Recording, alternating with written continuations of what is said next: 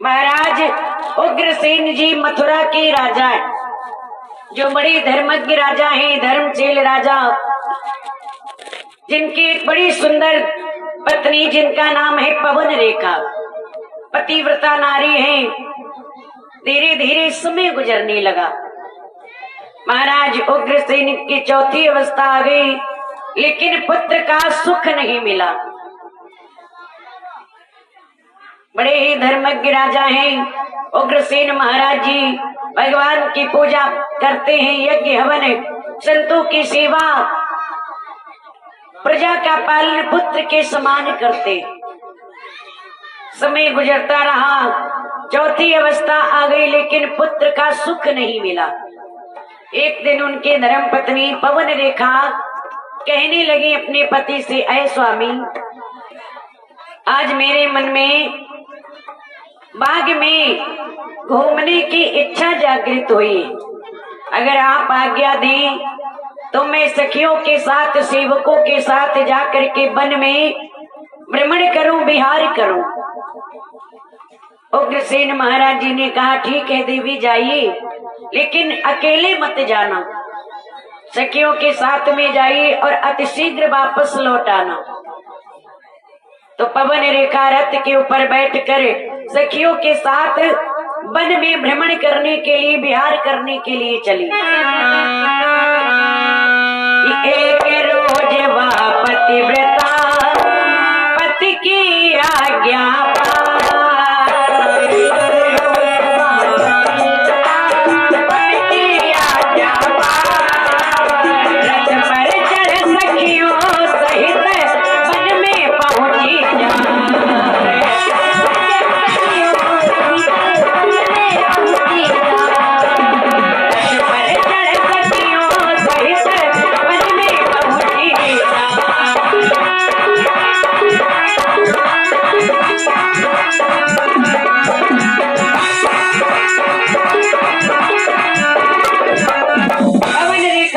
ऊपर बैठ करके सखियों के साथ चली वन में भ्रमण करने के लिए, विहार करने के लिए।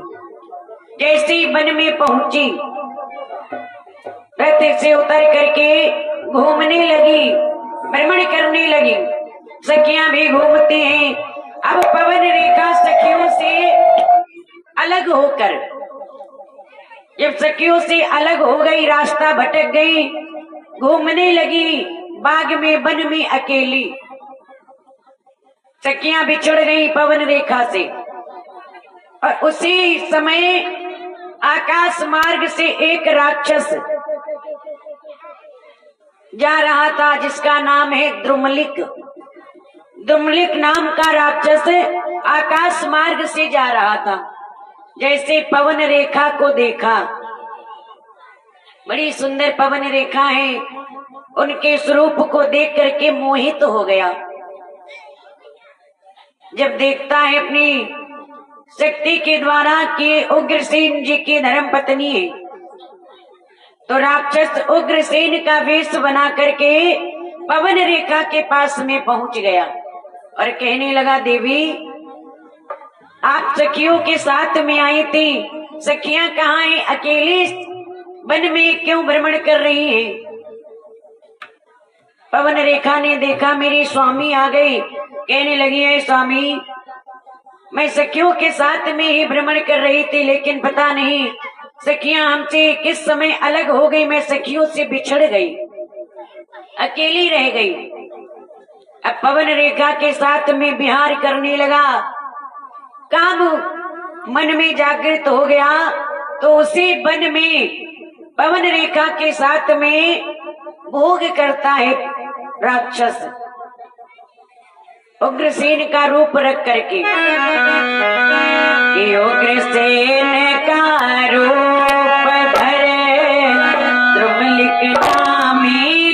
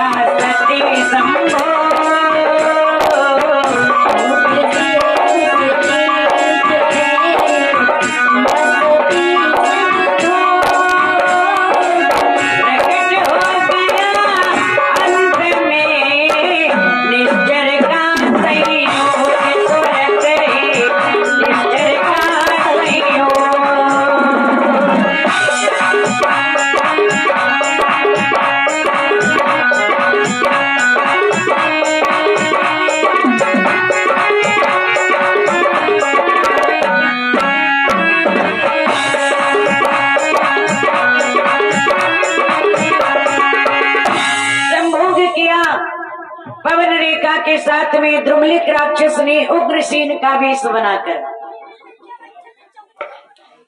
अब तुरंत ही थोड़ी देर बाद अपने रूप में आ गया। जैसे अपने रूप में आया, पवन रेखा ने देखा कि मेरे स्वामी नहीं, ये तो माया भी राक्षस है। कहने लगी, ऐ दुष्ट पापी, तूने मेरे साथ में आज संयोग बस संभोग किया है, छल से संभोग किया है, मैं तुझे श्राप दे दूंगी। जैसे श्राप देने लगी, राक्षस कहने लगा, देवी ठहरिए, आप मुझे श्राप मत दीजिए। अरे मैंने आपके साथ में संभोग किया है, अब मेरी शक्ति के द्वारा आपको एक पुत्र प्राप्त होगा। अभी तक आपके यहाँ कोई संतान नहीं हुई है, किसी भी संतान का जन्म नहीं हुआ है। अब मेरी शक्ति के द्वारा, मेरे प्रताप के द्वारा आपके गर्भ से एक बहुत ही तेजवान शक्तिशाली पुत्र का जन्म होगा। राक्षस कहने लगा, देवी कि मेरे वीर प्रताप से होगा पुत्र सुवीर।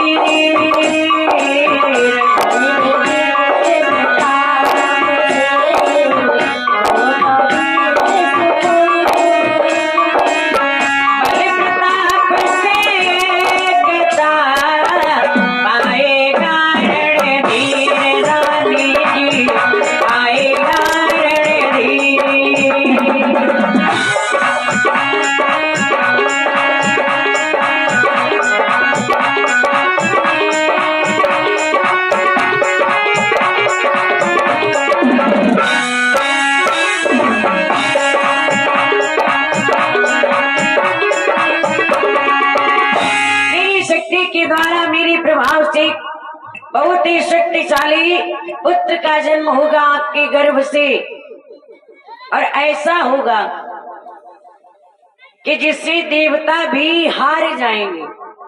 ऐ देवी, देवता जिससे कांपेंगे, तीनों लोकों में जिसकी कीर्ति फैलेगी। लेकिन हाँ, संत ऋषियों का, गौ ब्राह्मणों का बैरी होगा, दुश्मन होगा। लेकिन उसका संहार करने के लिए स्वयं भगवान को अवतार लेना पड़ेगा। इतना अत्याचारी दुराचारी होगा, इतना पाप करेगा कि जिसे मारने के लिए, जिसका संहार करने के लिए स्वयं भगवान ब्रह्मेश धराधाम के ऊपर नर तन धारण करके आएंगे। ऐसे पुत्र का जन्म होगा। अब इतना कहने के बाद में राक्षस तो वहां से चला गया। पवन रेखा सखियों को ढूंढती हुई सखियों के पास में आई। सखियों ने जब देखा हाल पवन रेखा का, पूछने लगी, ऐ देवी, ऐ रानी, आप कहाँ गई थी? आपकी ये दशा कैसे हो गई? पवन रेखा कहने लगी, आप जब हमसे बिछड़ गई, मैं रास्ता भटक गई, तो मार्ग में एक बानर मिल गया जिसने मेरी ये दशा बना दी। अब शीघ्र ही राजमहलों में चली, महाराज इंतजार कर रहे होंगे। पवन रेखा तुरंत ही राजमहलों में आई। धीरे धीरे समय गुजरने लगा। जब समय गुजरा और कंस का जन्म लेने का समय हुआ इस पृथ्वी के ऊपर, पवन कुमारी आई भवन, बीत गए 10 मास,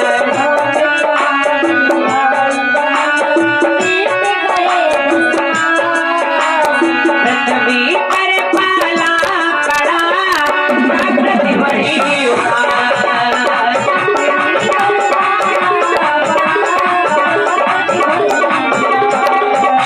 पृथ्वी पर पाला पड़ा, प्रकृति बड़ी उदास।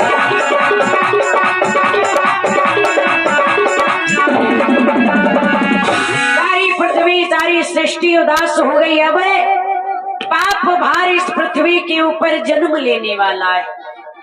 जब कंस का जन्म होने वाला है, सारी पृथ्वी उदास हो गई, घनघोर घटा छा गई, आंधी तूफान चलने लगा, पृथ्वी कंपित होने लगी। हाय, अब मेरे ऊपर पाप का भार बढ़ने जा रहा है। संत ऋषि देवता सभी डरने लगे, भयभीत होने लगे। जैसे ही कंस पैदा हुआ, कि पैदा होते ही बालक के अरे आंधी तूफान मचाने लगी।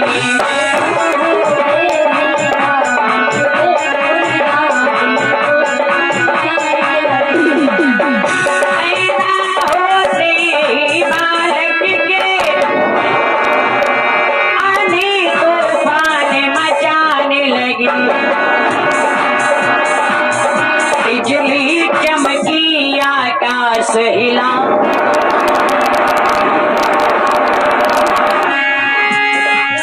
बिजली चमकी, आकाश हिला, या मरा प्रलय दरसाने लगी।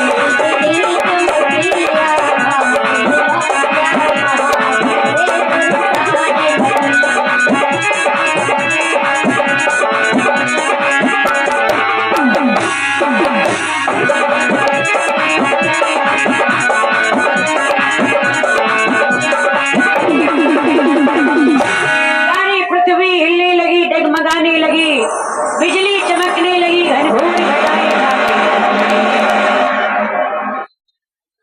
पृथ्वी के ऊपर पाप भार पैदा हो गया। जैसे कंस का जन्म हुआ, सब देवता घबराने लगे, अब क्या होगा। मैया पृथ्वी घबराने लगी, अब मेरे ऊपर पाप का भार अधिक बढ़ जाएगा। अब जैसे ही जन्म हुआ बालक का, नामकरण करवाया, तो ऋषियों ने गुण के अनुसार नाम रखा कंस। अब कंस जब बड़ा हो गया, कुछ चलने फिरने लगा, तो मथुरा में जाकर के छोटे छोटे बालकों के साथ में खेलने जाता है और उनको ले जाकर यमुना जी में काट करके फेंक देता है। छोटे छोटे बालकों को मारने लगा, जहाँ भी मंदिर बने भगवान के उनको तोड़ने लगा, संत ऋषियों को सताने लगा, गौ ब्राह्मणों को मारने लगा, पीटने लगा। बाल्यावस्था से ही कंस अत्याचार दुराचार करने लगा। सारी पृथ्वी कंपित हो गई। अब सभी डरने लगी, जब बाल्यावस्था में इतना पाप कर रहा है, तो जब कंस बड़ा होगा तो क्या हाल होगा। सभी डरने लगे। महाराज उग्रसेन समझाते हैं, पुत्र आप राजकुमार हैं और मेरे बाद आप राजा बनेंगे, लेकिन राजा कोई शोभा नहीं देता कि प्रजा को इतना कष्ट पहुंचाए। प्रजा का पालन करना राजा का धर्म है। बहुत ही समझाते हैं उग्रसेन। कहने लगे, ऐ पुत्र, कि उग्रसेन कहने लगे, वरना उपद्रव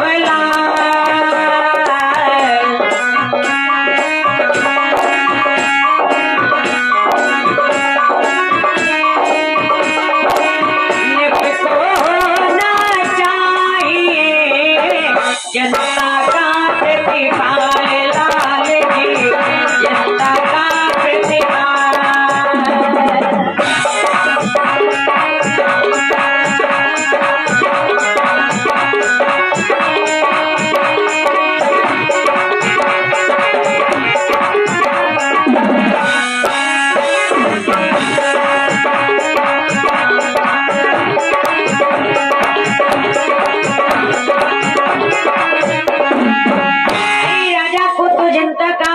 बालक होना चाहिए, संहार करता नहीं।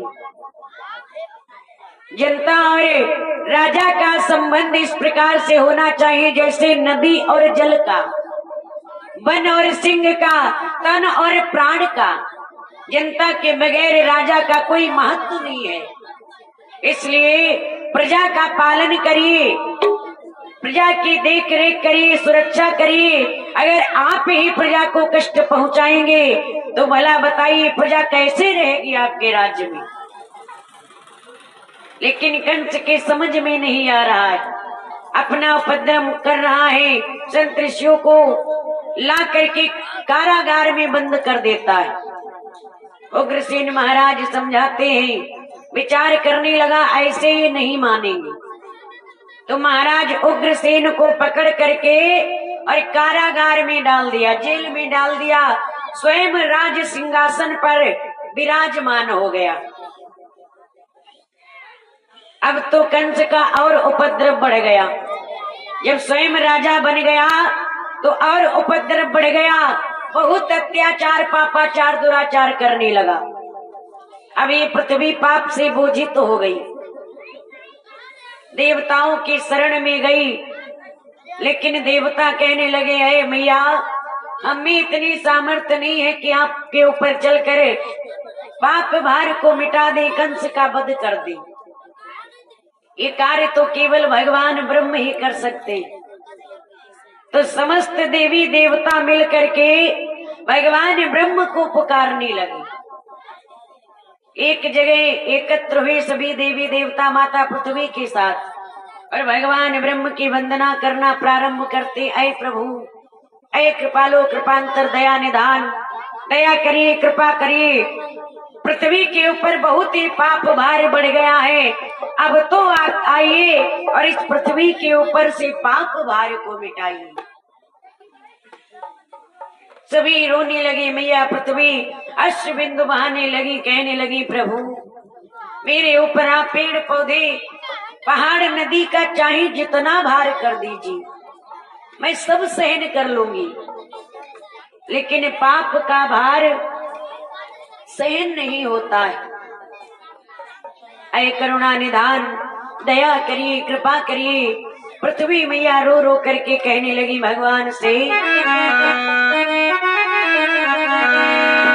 ये करुणा करे तुम्हारा जग में अब तारे हो जाए।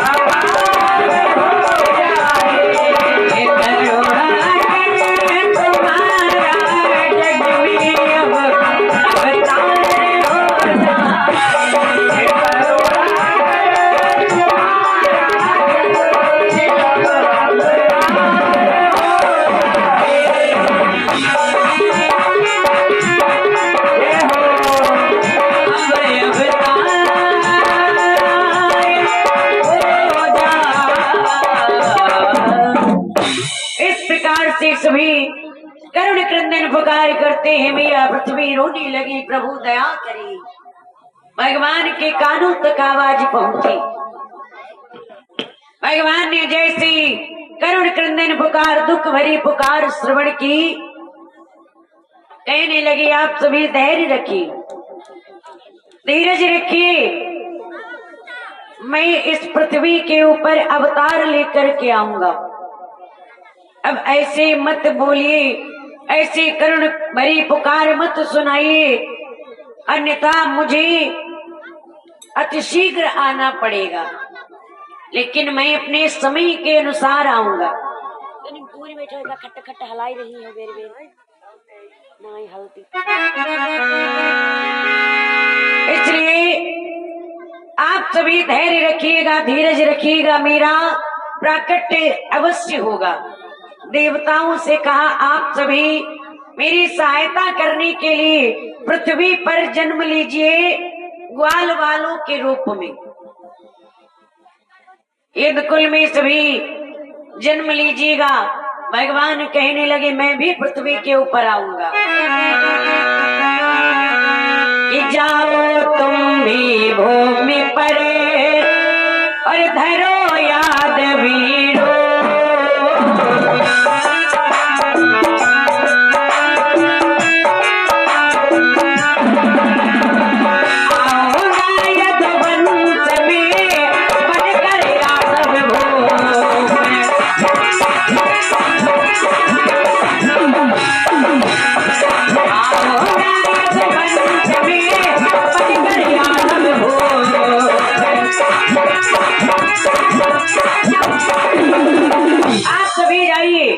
और जा करके यादव कुल में ग्वाल वाल बन करके ब्रज भूमि में जन्म लीजिए, मैं भी वहीं आकर के जन्म लूंगा।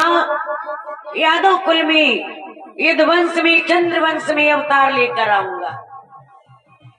भगवान ने आज्ञा प्रदान कर दी। समस्त देवी देवता ग्वाल वाल बन करके ब्रज भूमि में आने लगे। अब इधर धीरे धीरे समय गुजरने लगा। ध्यान दीजिएगा, जब कंस का बहुत ही अत्याचार दुराचार बढ़ गया, सारी प्रजा विचार करने लगी कि अब इस राज्य को छोड़कर किसी दूसरे के राज्य में रहेंगे।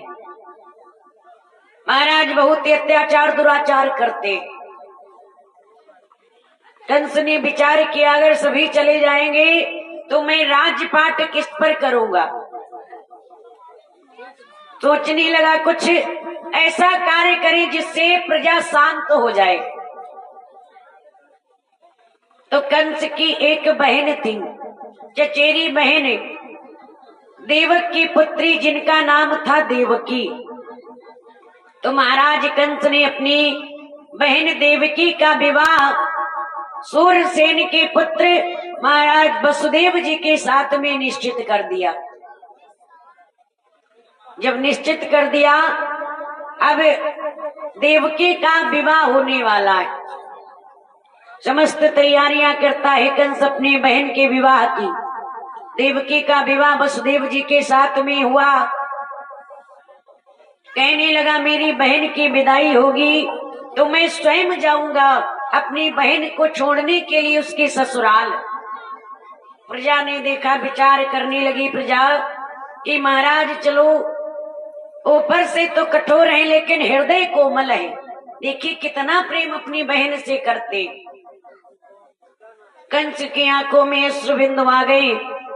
देवकी को जब विदा करने के लिए चला, रथ के ऊपर बिठाकर वसुदेव देवकी बैठे, कंस सारथी बना रथ चलाने लगा।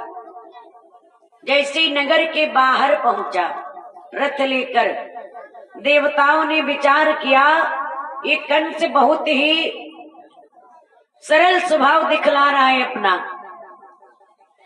अच्छा बनने की कोशिश कर रहा है, लेकिन कंस का असली चेहरा सामने लाया जाए। तो देवताओं ने आकाशवाणी कर दी कंस के लिए।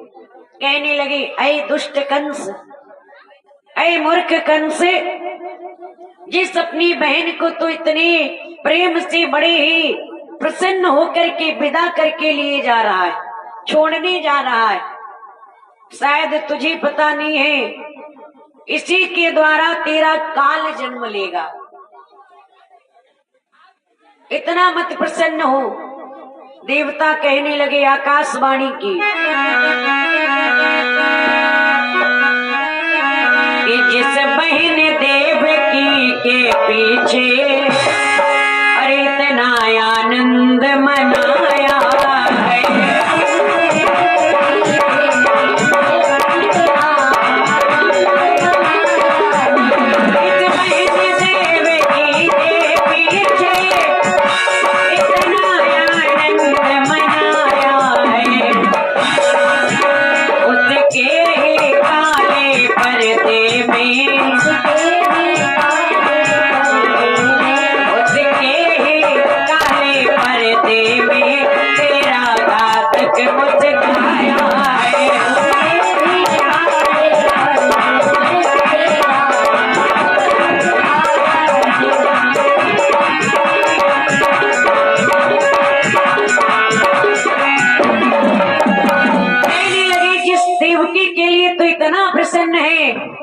और विदाई भी इतना दुखी हो रहा है, शायद तुझे पता नहीं है।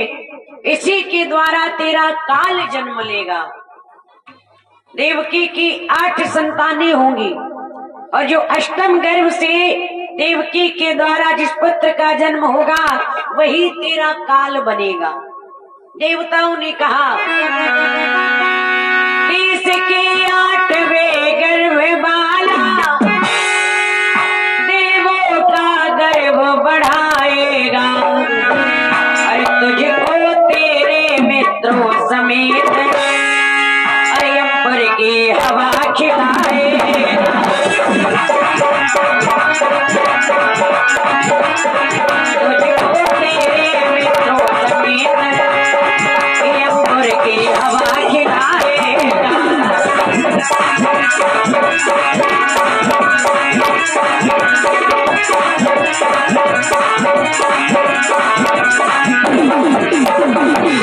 कहने लगे इसके 8वें गर्भ से जो संतान जन्म लेगी वही तेरा काल होगा, उसी के द्वारा तेरी मृत्यु होगी।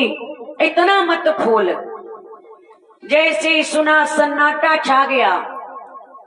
कंस ने रथ को रोक दिया वहीं पर। सोचने लगा देवकी के अष्टम गर्भ से जो भी पुत्र जन्म लेगा मेरा काल होगा, मेरी मृत्यु होगी।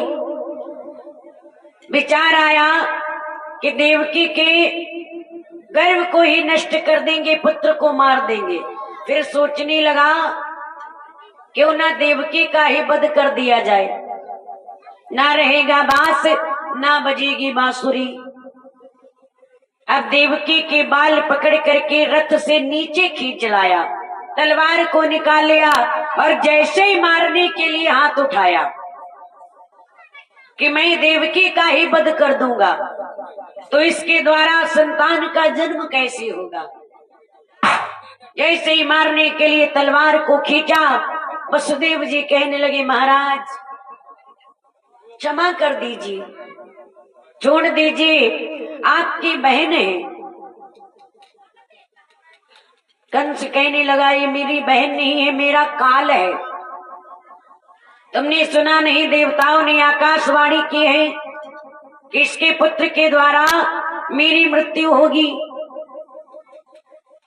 का मैंने सुना है महाराज, लेकिन आपकी दुश्मनी, आपका काल देवकी का पुत्र है, देवकी नहीं का। तो जब देवकी ही नहीं रहेगी तो पुत्र कहां से आएगा। वसुदेव जी कहने लगे महाराज अब ये मेरी पत्नी है और अपनी पत्नी की रक्षा करना मेरा धर्म है। आप देवकी को छोड़ दीजिए, मैं आज आपको वचन दे रहा हूं, देवकी के प्राणों को छोड़ दीजिए। जो भी पुत्र देवकी के गर्भ से जन्म लेगा मैं वो पुत्र लाकर आपको सौंप दूंगा, लेकिन देवकी को मत मारिए। मैं आज आपको वचन दे रहा हूं, मैं सत्यवादी हूं। मेरे प्राण भले ही चले जाएं महाराज, लेकिन मैं वचन नहीं तोड़ता हूं। आप जानते? वसुदेव जी कहने लगे महाराज कंस से, ऐ महाराज कि मैं भी पूर्वक कहता हूँ कि अब मोह विसर्जन कर दूंगा।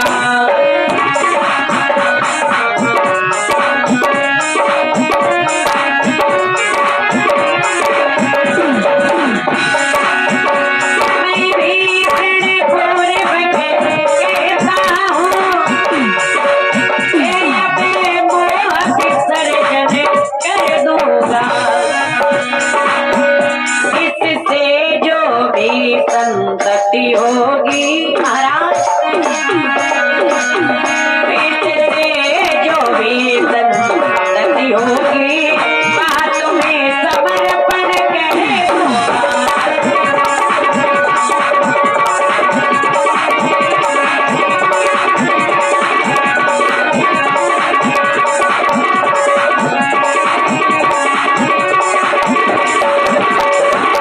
देवकी के द्वारा जो भी संतान जन्म लेगी वो मैं आग को ला करके समर्पित कर दूंगा, फिर आप चाहे मार देना और चाहे छोड़ देना, मैं वचन दे रहा हूं आज। कहने लगा कंस, ऐ वसुदेव जी आप सत्यवादी वचन दे रहे हैं तो मैं देवकी को छोड़ दूंगा, लेकिन मेरी भी एक शर्त है। क्या बताइए महाराज? क्या जब तक देवकी की 8 संतानें नहीं हो जाएंगी तब तक तुम दोनों मेरे राजमहल में मेरी निगरानी में रहोगी। क्या ठीक है महाराज। फिर राजमहलों में लेकर के आया, एक कमरे में बंद कर दिया, दोनों को पहरेदार लगा दिए। अब उसी कमरे में भोजन पानी सब भेज देता है कंस। धीरे धीरे समय गुजरने लगा तो एक दिन देवकी के द्वारा एक पुत्र का जन्म हुआ। जैसे ही पुत्र का जन्म हुआ, महाराज वसुदेव जी ने अपने पुत्र को गोद में लिया और ले जाकर के कंस के पास दरबार में पहुंचे। कहने लगे महाराज लीजिए देवकी की पहली संतान, पहला पुत्र मैं आपको देने के लिए लेकर आया। जैसे ही कंस की गोदी में वो पुत्र दिया, कहने लगा कंस धन्य हो वसुदेव जी, आपने जो कहा वो निभाया, लेकिन ये छोटा सा बालक मांस का लोथड़ा मेरा क्या बिगाड़ेगा? और ये तो देवकी का पहला पुत्र है। आकाशवाणी तो 8वें वाले से हुई थी कि 8वां पुत्र मेरा काल होगा। आप इसे ले जाइए, ले जाकर के पुत्र का सुख भोगिए। महाराज कंस को दया आ गई, दयावान बन गया और कहने लगा अरे महाराज कि कंस ने कहा है महाराज, अरे शिशु पर क्या शक्ति जतानी है।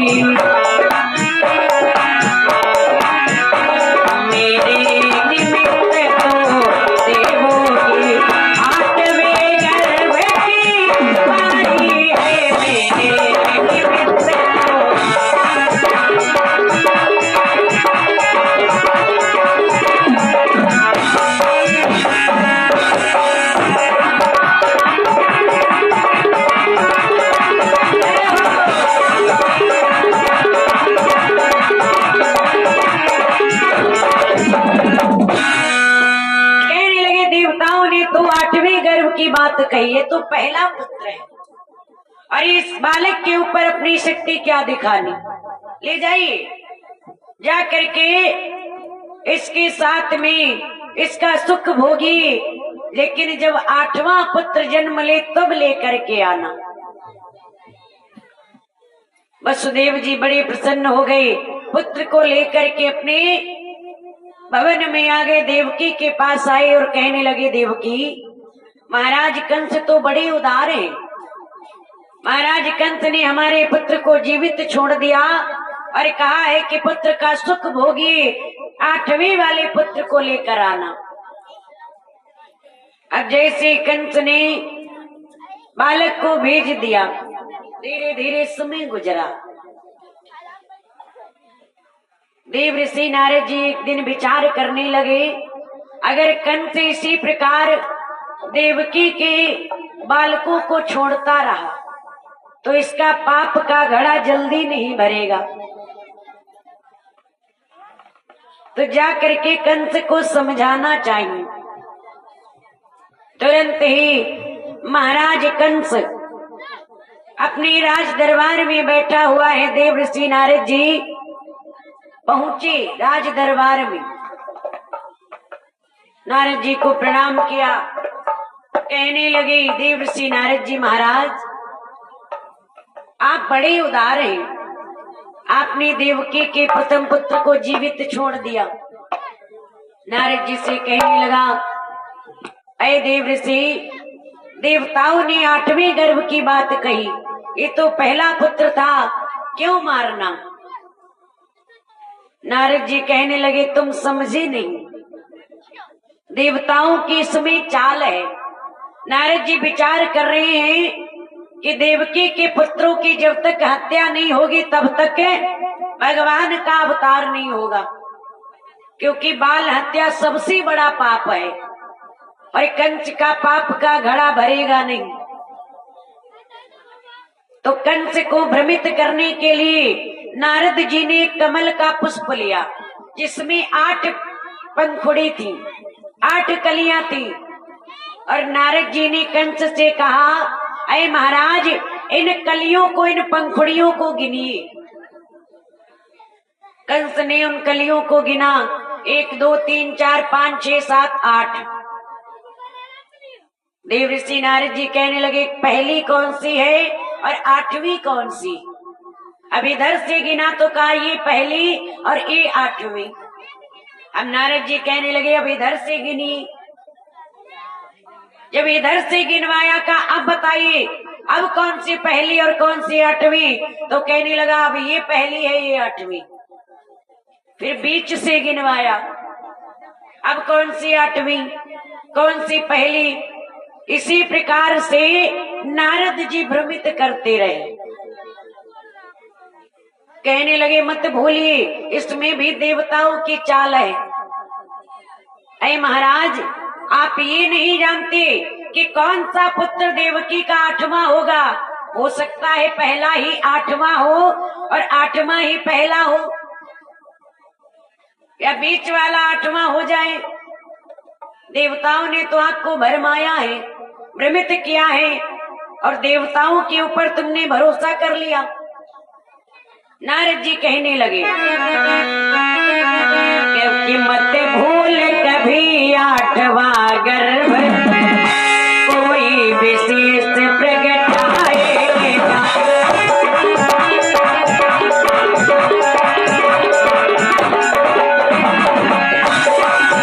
मत भूल कभी 8वां गर्भ कोई विशेष प्रगटाएगा। देखना 8वां का यही घर में तुझको लाएगा।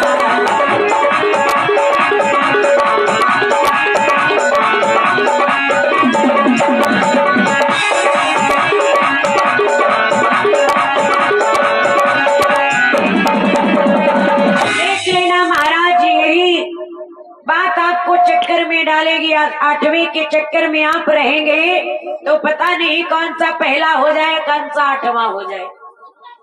इसलिए देवताओं पर भरोसा मत करिए। मैं आपको समझा रहा हूं, जैसे ही नारद जी की बात सुनी कंस भ्रमित हो गया। अब तो कंस का हाल बिगड़ गया कि नारद जी सच कह रहे, पता नहीं इसमें कौन सा पहला कौन सा आठवां हो जाए, किस पुत्र के द्वारा मेरी मृत्यु हो जाए। देवता तो हमेशा से छलिया रहे, राक्षसों के साथ में छल किया है देवताओं ने, मुझे भी भ्रमित कर रहे। तुरंत वसुदेव को बुलवाया और कहा अपने पुत्र को लेकर आई। वसुदेव जी पुत्र को लेकर आए। कंस ने बालक को हाथ में लिया और एक शिला के ऊपर पत्थर के ऊपर पटक करके उसकी हत्या कर दी।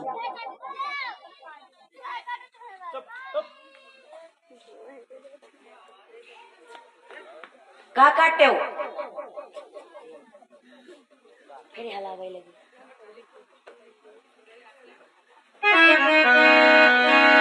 बोलिए सच्चिदानंद भगवान की जय हो, भक्तौर भगवान की जय। अब धीरे धीरे जो भी पुत्र जन्म लेता है देवकी के गर्भ से, सभी की हत्या करने लगा कंस। कितने बालकों की, पुत्रों की हत्या कर दी कि एक नहीं मारे गए, इस प्रकार चाहा।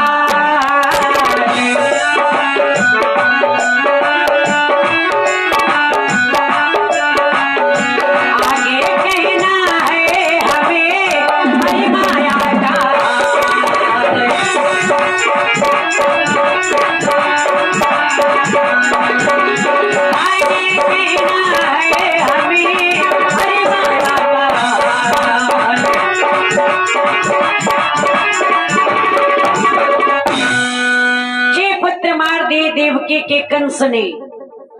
अब जब सातवें गर्भ की बारी आई, सातवें गर्भ में शेष जी का आगमन हुआ, तो भगवान ने विचार किया शेष जी गए तो हैं, लेकिन शेष जी को भी खतरा है कंस के यहाँ। तो योग माया से कहा कि देवी जाइए और जा करके शेष जी का संकर्षण करके शेष जी को देवकी मैया के गर्भ को संकर्षण करके रोहिणी मैया के गर्भ में स्थापित कर दीजिए।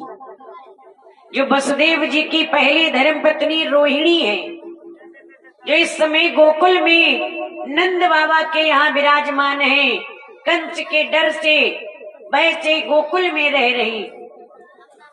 योग माया से कहा जाए और सातवें गर्भ का संकर्षण करके रोहिणी के गर्भ में स्थापित कर दीजिए। देवी योग माया ने शेष जी का संकर्षण करके रोहिणी मैया के गर्भ में स्थापित कर दिया। कंस को पता चला कि देवकी का सातवां गर्भ नष्ट हो गया है, गर्भपात हो गया है। अब धीरे धीरे समय गुजरने लगा। अब आठवें गर्भ में जब भगवान का आगमन हुआ, आठवें गर्भ की बारी आई, तो कंस ने देवकी और वसुदेव को कारागार में डाल दिया कि अब मेरा काल जन्म लेगा। कि अब आगे के गर्भ में आते हैं यदुना,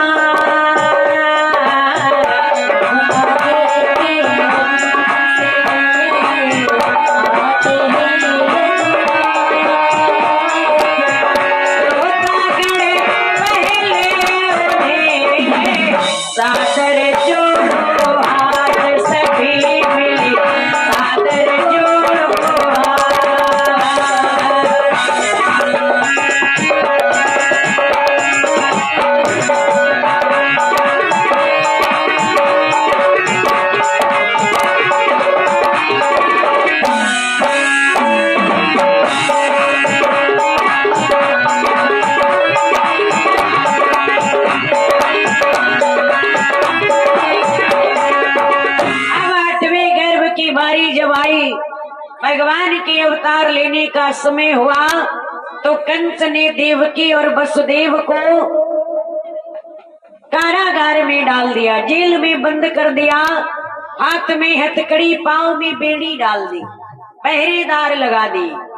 स्वयं पहरेदारी करता है कंस।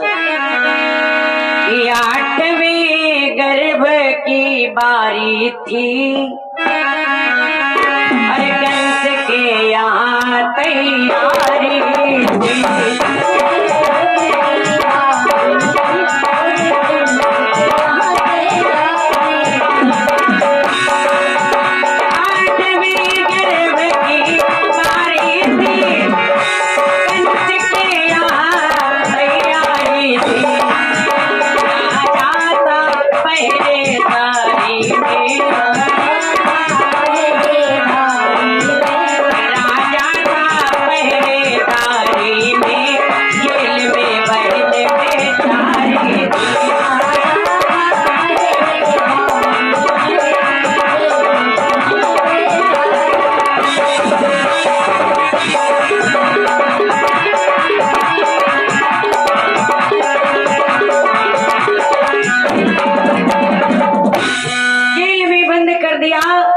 स्वयं पहरेदारी करने लगा।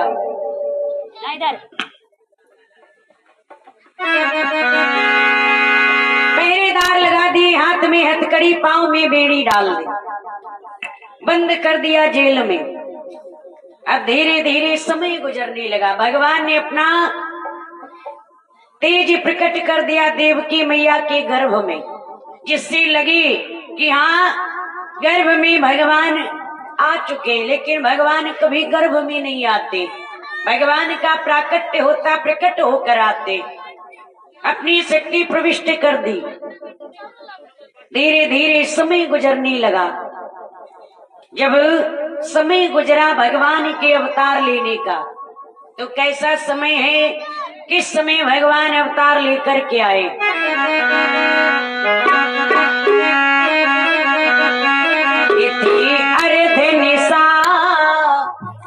घन घोर घटा, अर्धरात्रि का समय, बादल छाए हुए, घनघोर घटा है, बिजली चमक रही है, बारिश हो रही। इथी अर्ध निशा और घनघोर घटा, बूंदों की तनिकर में थी।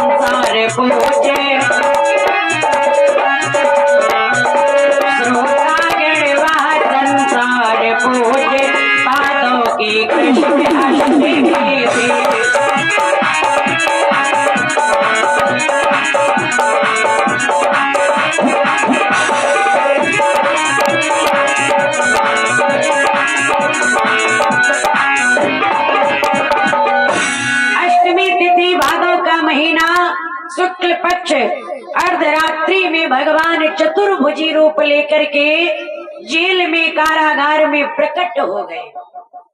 जैसे प्रकट हुए भगवान, अब भगवान की माया ने पहरेदारों को सुला दिया, माया में कर दिया, सभी माया की निद्रा में सो गए। जब सब माया की निद्रा में सो गए, जेल में आज बिजली सी चमक हुई, सुंदर सा प्रकाश, सारी जेल में प्रकाश ही प्रकाश छा गया, कारागार में प्रकाश छा गया। भगवान चतुर्भुजी रूप लेकर के जैसे ही प्रकट हुए, इतने ही में जेल की चमक उठी दीवार।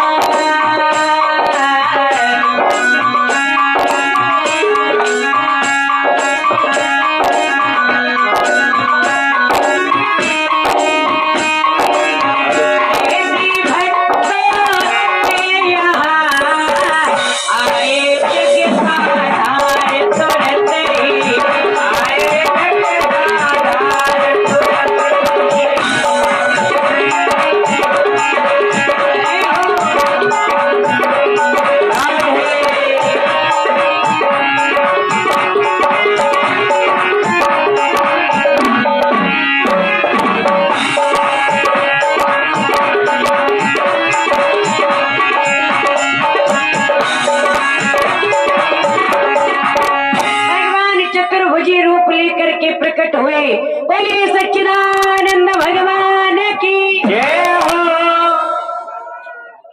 दर्शन किया।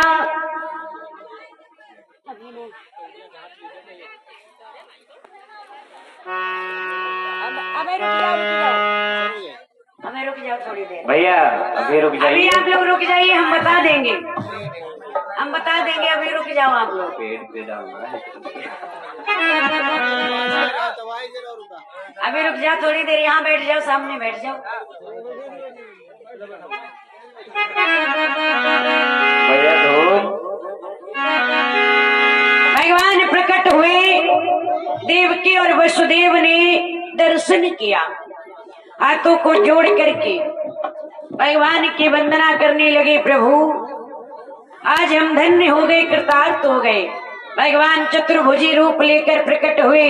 वैजंती माला धारण किए हैं, चक्र गदा पद्म शंख हाथ में लिए, आज पीताम्बर धारण किए हुए। ऐसी सुंदर छवि है भगवान की कि अगर शेष जी और शारदा मैया मिलकर उनकी सुंदरता का बखान करें,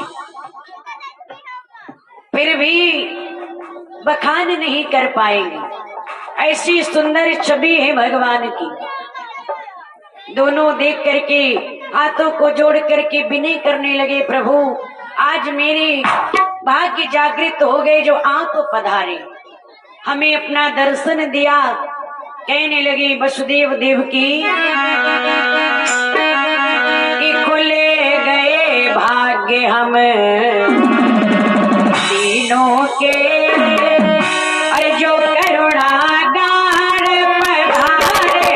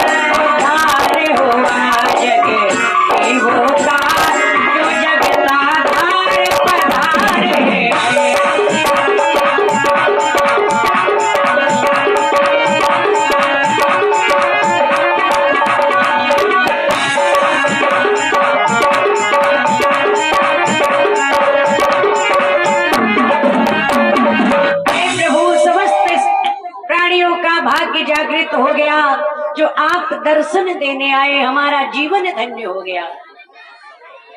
तो कहने लगे भगवान, ये आपके पूर्व जन्मों की तपस्या है। देवकी और वसुदेव ने पूर्व जन्म में तपस्या की थी, वरदान मांगा था।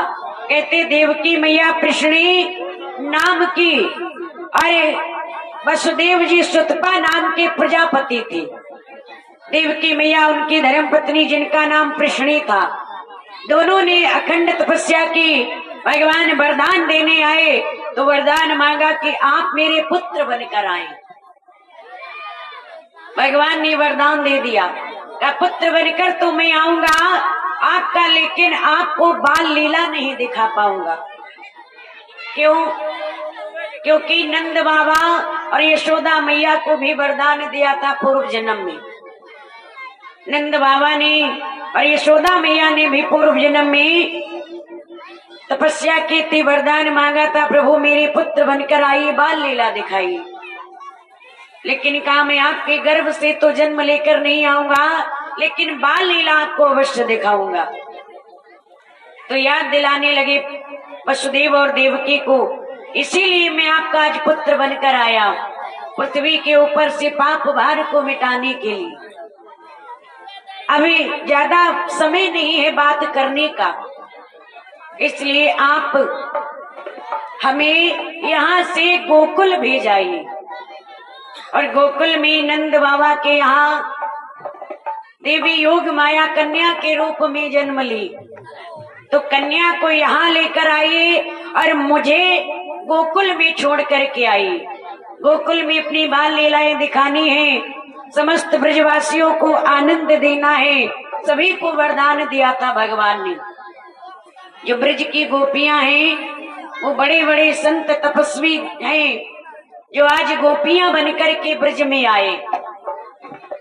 का वहां लीला करनी है, इसलिए रात ही रात में हमें गोकुल भेज कर आई ताकि महाराज कंस को पता ना चले। क्या प्रभु कैसे भेज कर आए? बेड़ियां हैं, हथकड़ी हैं, पहरेदार हैं। क्या पहरेदार सब माया की निद्रा में सो गए? हथकड़ी टूट गई, बेड़ियां खुल गई। अब भगवान ने चतुर्भुजी रूप को त्याग करके बाल स्वरूप धारण किया। कि कह करे इतना शीघ्र ही रखा